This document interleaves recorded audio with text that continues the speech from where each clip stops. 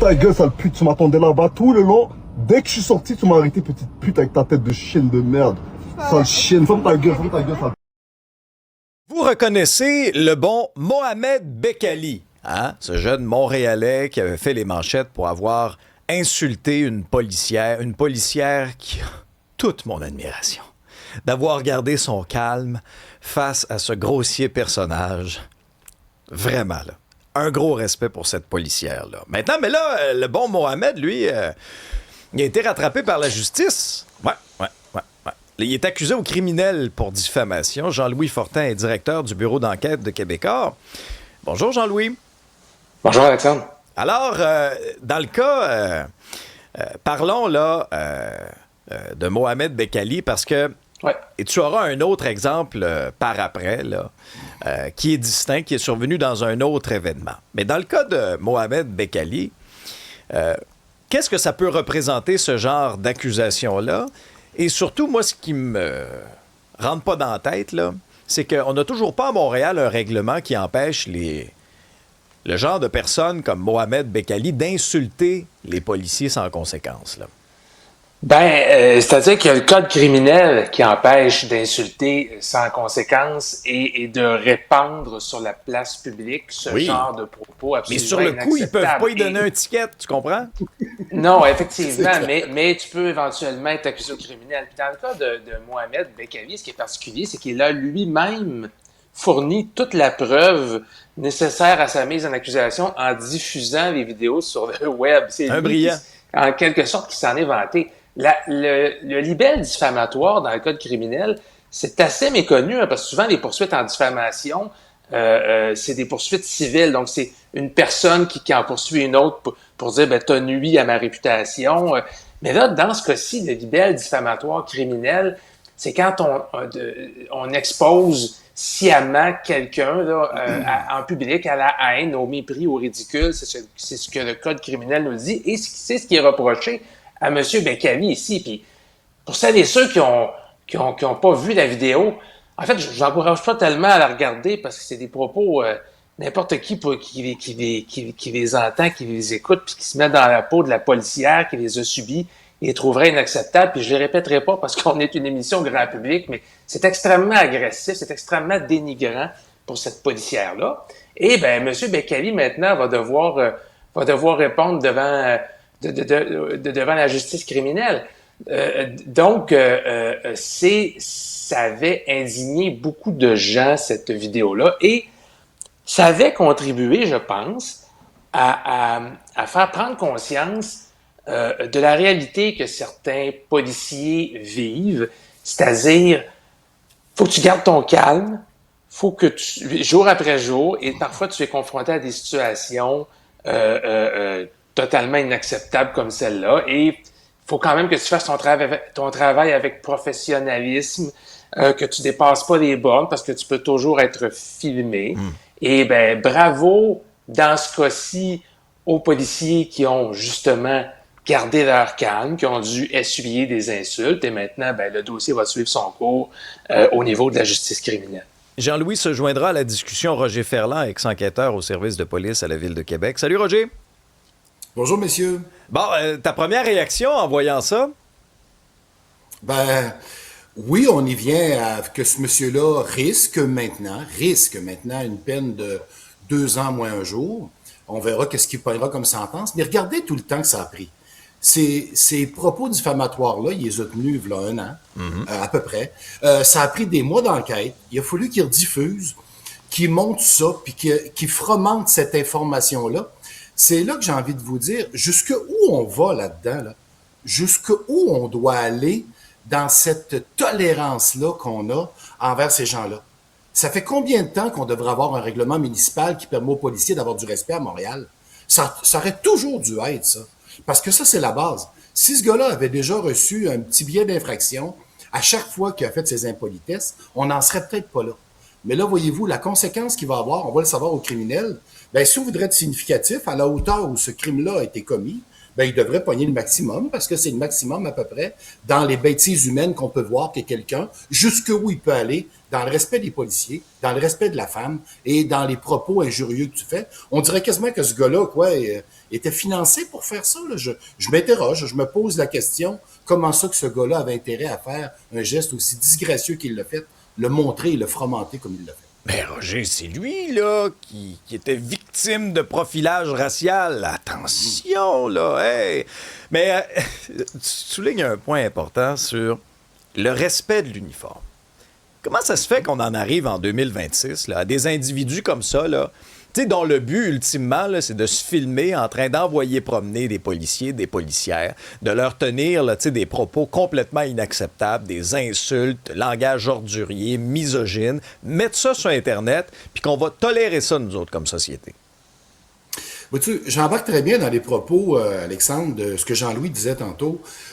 Nos policiers en 2026 sont là pour montrer qu'ils ont du calme, qu'ils ont de la résilience et qui sont pas nécessairement là pour faire une escalade. On est là souvent pour écouter ce que les gens ont à dire, comprendre, expliquer. Mais après ça, c'est pas vrai qu'on ait des punching bags. Je pense que ça, Alexandre, ça vient de bien plus loin. Qu'on soit une belle terre d'accueil au Québec, ça veut pas dire qu'il faut qu'on soit mou puis bonasse, rien faire.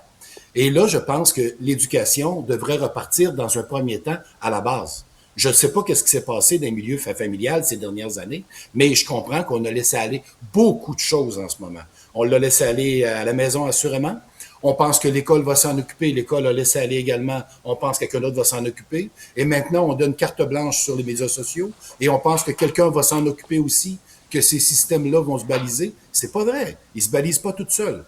Je pense que là, on doit être capable de trancher et donner des règlements, des lois, pour que les arbitres, si vous voulez, qui continuent d'arbitrer la game, ou bien ils vont se désengager. Ils vont faire peut-être comme on peut voir un peu à Toronto en ce moment. On met des balises autour quand il y a une fusillade, puis on se retire des lieux. On ne sera jamais traité de propos racistes. On n'intercepte pas les gens, puis on va attendre qu'ils se tuent tous entre eux. Mais c'est sûr que ça va faire des dommages collatéraux. Là, je vous pousse la situation extrême. Revenons à la base. Je pense qu'on a manqué à nos devoirs en ce moment en faisant comprendre aux gens, les gens ont des droits, mais il y a aussi des obligations face à tout ce qui se déroule en ce moment. Puis je pense que là, on devrait ramener des conséquences aux avantages que ces personnes-là qui sont d'une disgrâce épouvantable au niveau des médias sociaux, de respecter ces lois-là. Bon. Jean-Louis, je te mets maintenant sur un autre volet, parce que parfois, il y a des commentaires inacceptables qui viennent d'un côté, parfois c'est de l'autre côté, là. Et il y a un policier, c'est un policier de Mercier, là, dont l'intervention avait suscité toute une controverse sur les réseaux sociaux qui finalement a été blanchi et réintégré.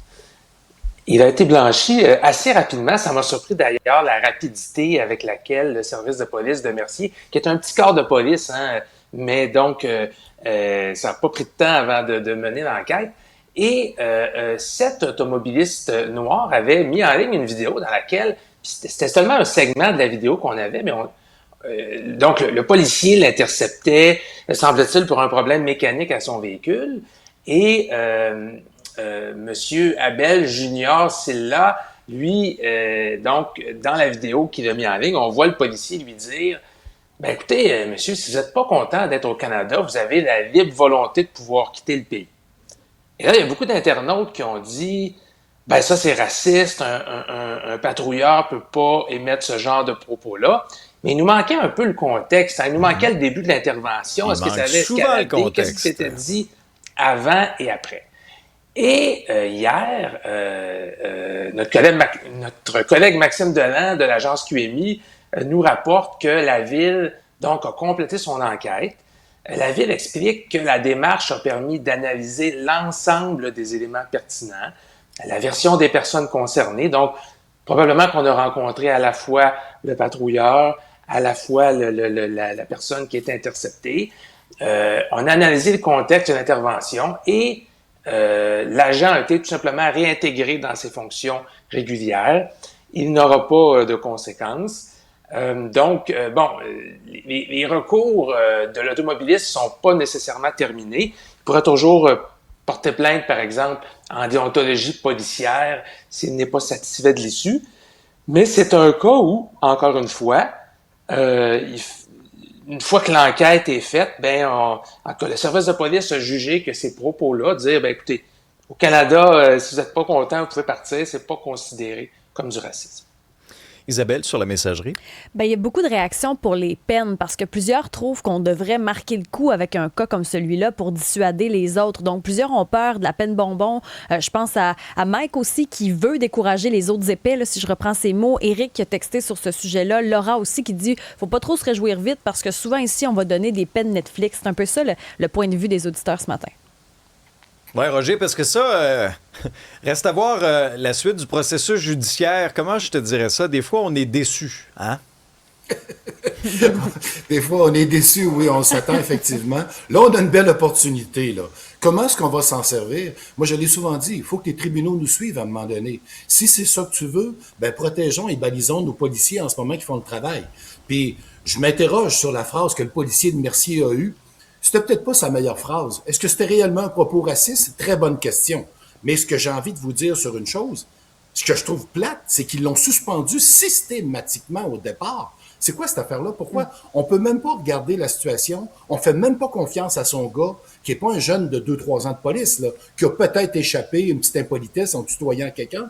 C'est que c'est un policier d'expérience qui a que du vécu un petit peu, qu'on aurait dû écouter avant de faire cette situation-là. C'est pour ça qu'on est rendu en ce moment dans un système très large, Alex. Bien, même quand je regarde, M. Ferland, je travaille pour la Ville de Montréal, pour l'Agence de mobilité. La vidéo de la policière, c'est un scénario qu'on vit régulièrement comme agent de stationnement.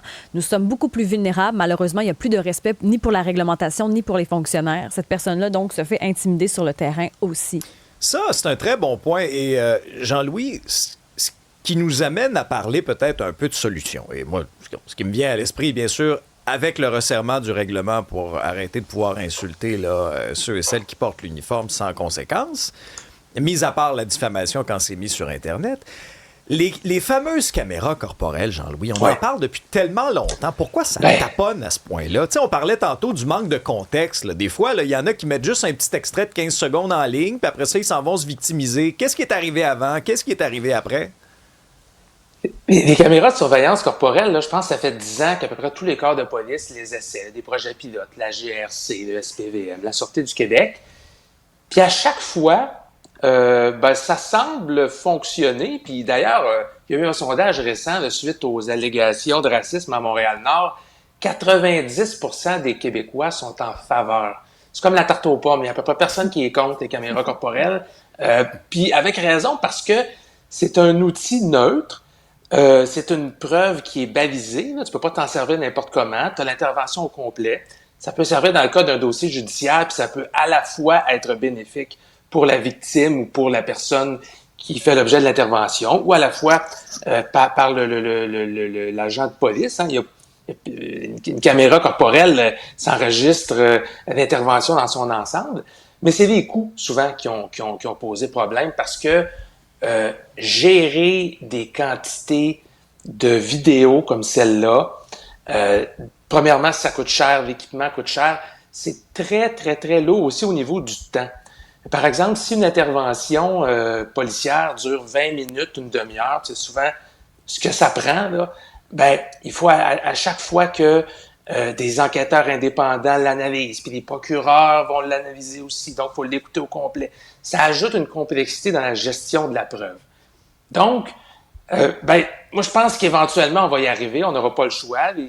Beaucoup de corps de police aux États-Unis, les caméras corporelles, ça fait longtemps que c'est intégré. C'est inévitable ici, mais ça va venir avec son lot de complexité financière et au niveau du temps puis de la gestion de tout ce matériel vidéo-là aussi. Roger, est-ce que dans ton esprit, ça réglerait quand même en partie le problème, là? En partie, oui, tout à fait. Mais ce que Jean-Louis explique, c'est tout à fait exact. Une question de coût, il y a encore une petite question aussi au niveau de l'expectative de la vie privée. À quel moment tu la fermes, à quel moment tu la laisses ouverte parce que tu as des enfants, tu es sur une violence conjugale, tu l'ouvres, tu la fermes. C'est clair. Mais est-ce qu'on en a réellement besoin quand on regarde aujourd'hui toutes les caméras urbaines, les cellulaires, toute la géolocalisation qu'il y a? Je sais pas. Mais j'aimerais donc qu'on les ait dans les véhicules, qu'au moins ça filme tout le début de l'intervention. De cette façon-là, ça serait passif, ça serait simple, ça serait un équipement qui est là. Puis il y a même des véhicules qui en sont déjà munis, pensons des véhicules électriques. Il y a déjà des technologies sur certains autos. Je veux pas que les policiers patrouillent nécessairement en Tesla pour en avoir une, mais vous comprenez, c'est quand même possible d'en avoir. Mais la partie sur laquelle j'y viens, j'aimerais ça en ce moment, entendre plus de gens. Puis on a eu une policière du SPVM de 24 années de service qui a commenté, et ça a été republié sur certains médias sociaux aussi, en disant à quel point il y a une culture en ce moment chez les jeunes de se dire « je peux insulter, je le fais et je joue à la victime », alors que l'autre est en train de crier au loup. Ben je pense que ça, c'est pas bien, parce que les fois où il y aura des vrais cas de racisme, quand ça arrivera, si ça arrive encore, ben on va pouvoir intervenir. Alors que là, elle le dit tout de suite quand elle arrive et que les gens y voient le visage, les gens se ferment la bouche. Je vais vous faire entendre une autre séquence qui est devenue virale sur TikTok, là, entre autres en fin de semaine. C'est une policière de Montréal qui faisait l'interception d'un automobiliste. Lui, il avait laissé son véhicule sans surveillance, les fenêtres baissées. Écoutez bien ce que le gars en question, qui, bien sûr, se dit constamment harcelé par la police, se victimise. Regardez bien comment il parle à cette femme-là. La porte est laissée débarrée. Je rappelle tous tes collègues. Parfait. Vous étiez de femmes après tout. Il n'y a pas de problème, ils s'en viennent. Que des figurants ici, hein. Que des figurantes. Des petits sbires. Est-ce qu'elle est en stage? Ouais, je crois qu'elle a sûrement... Elle a en formation, je crois, elle est en formation. Roger, comme ancien policier, là, ça te fait quoi Ben, d'entendre c'est sûr. ça? Moi, c'est sûr que ce gars-là venait de me donner une carte de visite et il se méritait assurément des billets d'infraction. Je ne comprends pas encore qu'on se permette gratuitement de cette façon-là de faire ça. Est-ce que c'est la plus grosse infraction de la Terre de laisser son véhicule débarré dans un lieu public? La réponse, c'est non. C'est une infraction, par contre. Et pourquoi que c'est fait? Ben, c'est parce que c'est la façon que les jeunes attendent sur le bord des bâtisses pour voler des véhicules en ce moment.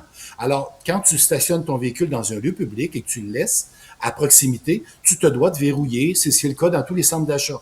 Alors, on le fait souvent en prévention, mais là, voyez-vous, elle l'a fait pour souvent limiter dans certains quartiers le vol, puis là, elle se mérite des insultes gratuites de la part d'un gars que je ne qualifierais pas encore là, mais qui s'était mérité assurément des billets d'infraction pour avoir tenu ces propos-là. Il a le droit de le faire.